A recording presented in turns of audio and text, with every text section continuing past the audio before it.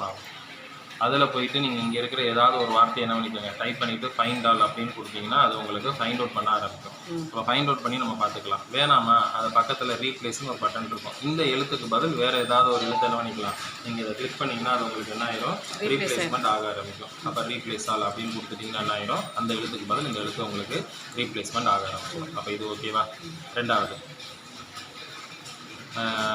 இதில் ஏதாவது ஒரு ரோ புதுசாக உள்ளே சேர்க்கணும் அப்படின்னா ரைட் கிளிக் பண்ணி இன்செர்ட்னு கொடுத்தீங்கன்னா என்ன ஆகும், ஒரு ரோவை புதுசாக உள்ளே சேர்க்கலாம். வேணாம்னா அதை ரைட் கிளிக் பண்ணி என்ன பண்ணிடுங்க, டெலீட்டுன்னு கொடுத்தீங்கன்னா என்ன ஆயிரும், டெலீட் ஆக ஆரம்பிக்கும். அதே மாதிரி ரோ ஹைட்டை பெருசு பண்ணணும் அப்படின்னா அதிலே ரைட் கிளிக் பண்ணி ரோ ஹைட் அப்படின்னு போய் கொடுத்தீங்கன்னா அதில் நீங்கள் கொடுத்துட்டு ஓகேன்னு கொடுத்தீங்கன்னா இல்லை அந்த ரோ ஹைட் என்ன ஆகும், பெருசாகும்.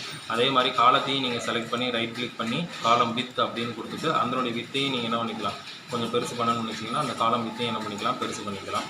ஸோ இது எல்லாமே ரோ ஹைட்டை அட்ஜஸ்ட்மெண்ட் பண்ணுறதுக்காக தான். அதே மாதிரி நம்மளுக்கு தேவையான செல்லை ஃபுல்லாக செலக்ட் பண்ணிவிட்டு அதை மெர்ஜில் நிறையா டைப் ஆஃப் மெர்ஜ் இருக்குது. ஒவ்வொன்றா கிளிக் பண்ணி பார்த்தீங்கன்னாலே உங்களுக்கு என்ன ஆயிரும், அது மெர்ஜாக தெரியும். ஸோ இதெல்லாம் merge across, merge center, merge cell, இல்லை வேணாம்னா அன்மெர்ஜ் பண்ணிக்கலாம். இதுவும் நம்ம பண்ணிக்கலாம்.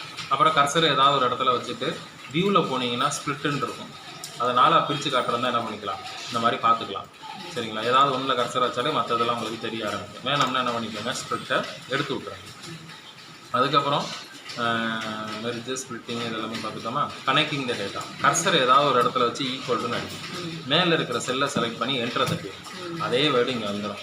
அதை அப்படியே நீங்கள் ட்ராக் பண்ணி இழுத்தீங்கன்னா இங்கே என்னென்னலாம் இருந்துச்சோ அதெல்லாமே என்ன ஆகிடும், இங்கேயே உங்களுக்கு வராது. ஒருவேளை இங்கே நீங்கள் வேறு ஏதாவது மாற்றுறீங்க அப்படின்னா இங்கேயும் அது என்ன ஆகிடும், உங்களுக்கு ஆட்டோமேட்டிக்காக மாற ஆரம்பிக்கும். ஸோ இந்த மாதிரி என்ன பண்ணிக்கலாம், நம்ம அதை மாற்றி பழகிக்கலாம். இதுக்கு பேர் அவங்க என்னென்னு சொல்கிறாங்க அப்படின்னு பார்த்தீங்கன்னா கனெக்டிங் த டேட்டா.